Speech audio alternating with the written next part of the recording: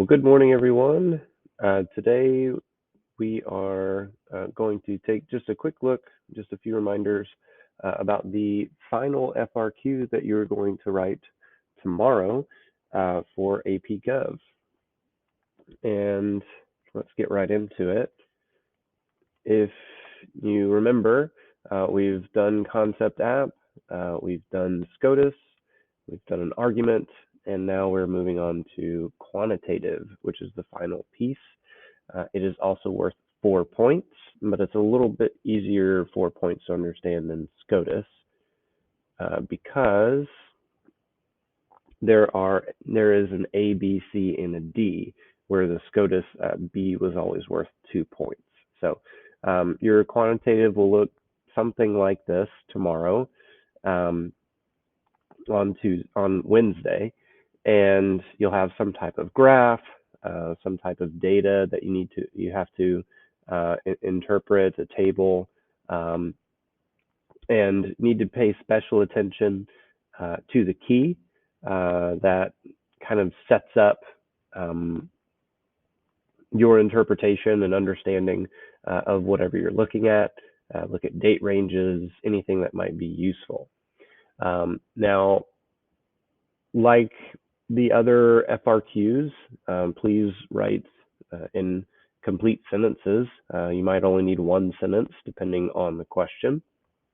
Like A, identify the most common level of education spending by states in the Southeast. Here's the Southeast. It's the gray polka dot one, which, as you can see by our key, is 8,000 to 9,999.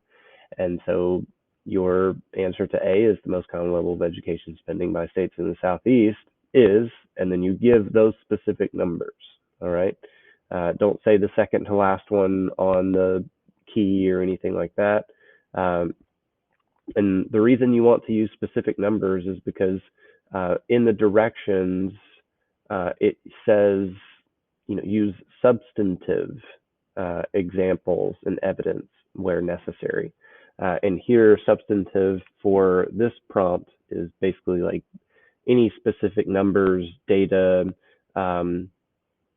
If you're looking at, it tells you to identify, certain demographics on a chart or whatever the case may be. You want to be as specific as possible to show that you understand the data that you are looking at. All right. Remember, this is a quantitative, so you need to be able to quantify, give specific, especially numbers, percentages, demographic identifiers, things like that whenever possible. You should also look at what affects campaign strategies. So whenever we think about political parties and what they could do to cater to voters and convince voters to vote for them or sway voters, things like that. Like, what are some campaign strategies that we've talked about in this unit, right? There are other reminders here. Of course, this slide is posted on Google Classroom if you would like to reference it, but there's really nothing too earth-shattering here, so that you haven't seen already. I should have hit that before. So if you have any questions, please email me, and we will have our test on Thursday, of which whenever you come in, you should turn in your Citizens United case brief. All right, have a good day.